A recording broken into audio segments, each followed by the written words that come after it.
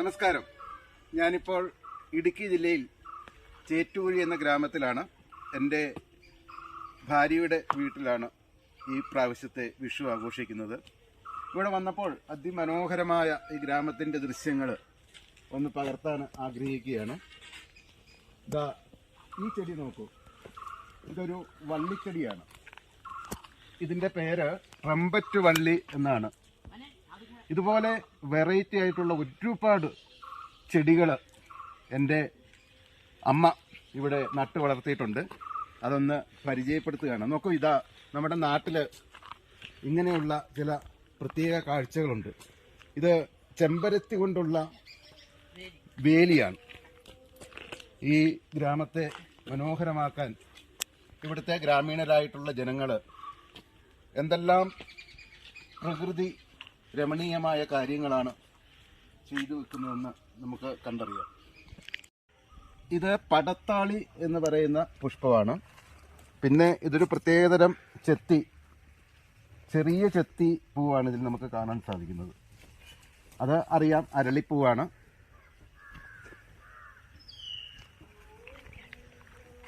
ഇത് നന്ദിയാർ വട്ടം പടർന്ന് പന്തലിച്ച് നിൽക്കുന്നുണ്ട്. മുല്ലപ്പൂ, ഒരു പ്രത്യേകതരം മുല്ലയാണത്. പിന്നെ ഇങ്ങോട്ട് വന്നു കഴിഞ്ഞാൽ അത് ഗന്ധരാജൻ എന്ന ചെടിയാണ്. അതിൻ്റെ പുഷ്പം ഇപ്പോൾ കുറഞ്ഞിട്ടുണ്ട്.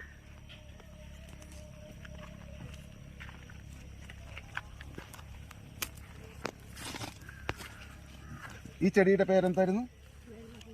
ഇത് വെള്ള റിവേലിയാണ് ഈ കാണുന്നത്. വളരെ വിശിഷ്ടമായ ഈ ചെടിയുടെ പേര് രാധാമനോഹരി, പിന്നെ പുലിവള്ളി എന്നും പറയുന്നുണ്ട്. നല്ല രസമുള്ള, കാണാൻ ഭംഗിയുള്ള ചെടിയാണ്. ചെറിയ വെള്ളപ്പൂവുള്ള ഈ ചെടിക്ക് സെമിത്തേരി ചെടി എന്നാണ് പറയുന്നത്. പിന്നെ ഇവിടെ മറ്റൊരു പൂവ് കാണിക്കുന്നുണ്ട്. അത് ഇതിൻ്റെ പേര് അറിയുന്നവർ കമൻറ്റ് ബോക്സിൽ നിട്ടാൽ നന്നായിരിക്കും. എനിക്കതിൻ്റെ പേര് കിട്ടിയിട്ടില്ല. ഇത് നമുക്കറിയാം, ആന്തൂറിയമാണ്. ഇതൊക്കെ ചില വള്ളിച്ചെടികൾ. ഇനി ഇങ്ങോട്ട് വന്നു കഴിഞ്ഞാൽ ഇതിൻ്റെ പേര് പനിനീർ പൂവ്. പിന്നെ ചൈന റോസ് എന്നും അങ്ങനെ ഒരു പേര് പറയുന്നുണ്ട്. ഇതിൻ്റെ പേര് ബ്രസീലിയൻ ചെണ്ടുമല്ലി.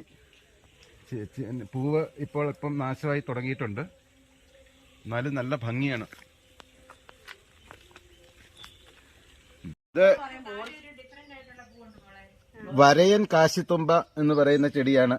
ഇപ്പം നോക്കൂ, ഇതിന്റെ ഇലകൾ നോക്കൂ, അതിന്റെ പുഷ്പം നോക്കൂ, വളരെ മനോഹരമായിരിക്കുന്നു. ഇത് പക്ഷെ എല്ലാവർക്കും അറിയാവുന്നതാണ്, 10 മണിച്ചെടി. ഇതിന്റെ പേരെന്തായിരുന്നു എന്ന് പറഞ്ഞത്? കാട്ടുറോസ.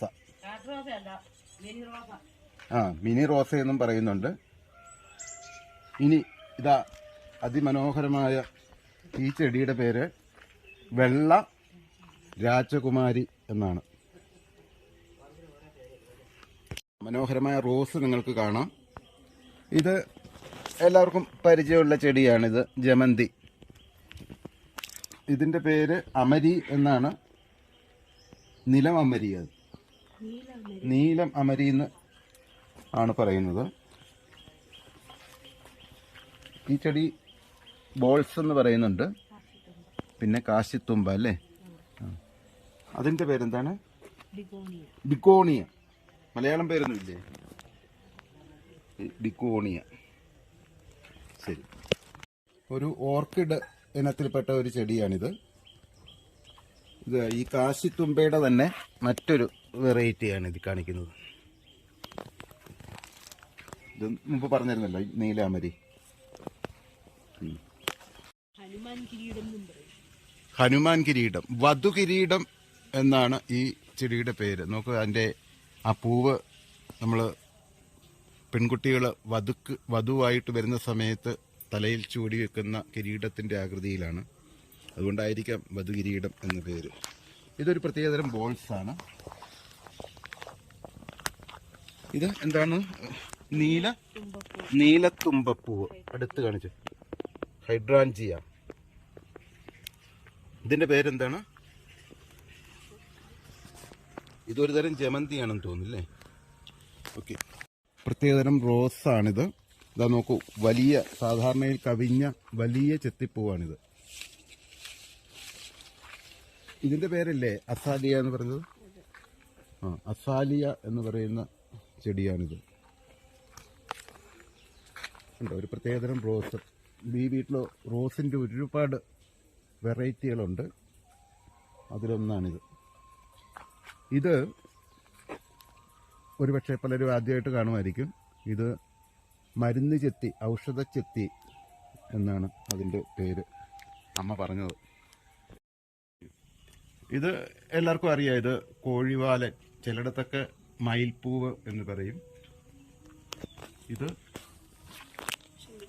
ശംഖുപുഷ്പം. ഇത് നമ്മുടെ സാധാരണ ചെമ്പരത്തി. പിന്നെ ഇത് ഓർക്കിഡ്. ഇത് ഒരുതരം ബോൾസ് ചെടിയാണ്.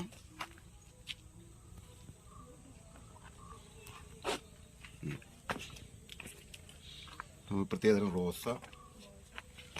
ഇതിന് കാശിത്തുമ്പെന്നും പറയില്ലേ? കാശിത്തുമ്പ എന്നാണ്.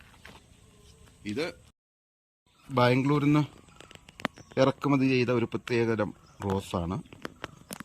നീലാമൃത് ആണ് ഈ കാണുന്ന പുഷ്പം. പിന്നെ റോസിന്റെ ഒരു പ്രത്യേക വെറൈറ്റി ഓർക്കിഡ്. ഇത് ക്രിസ്മസ് ചെടി അല്ലേ?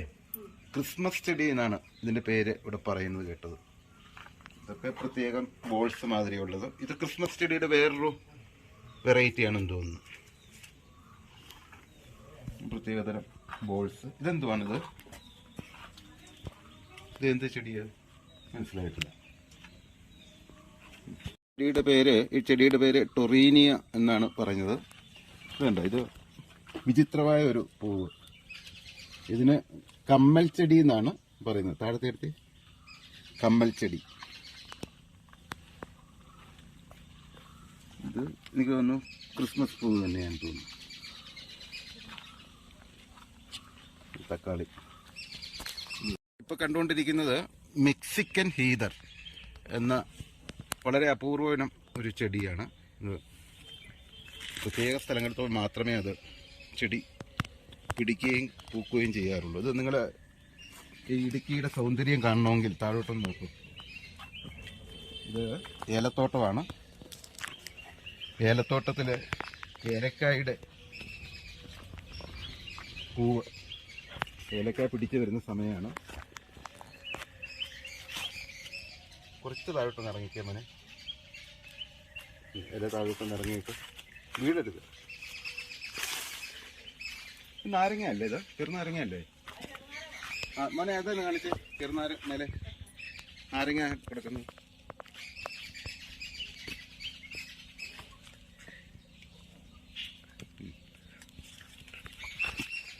ഏതായാലും ഈ വർഷത്തെ വിഷു കുടുംബത്തോടൊപ്പം ഇടുക്കിയിൽ ഇവിടുത്തെ ഗ്രാമീണ ഭംഗിയെല്ലാം കണ്ടാസ്വദിച്ച് ഇങ്ങനെ ചെലവഴിക്കാൻ തീരുമാനിച്ചിരിക്കുകയാണ്.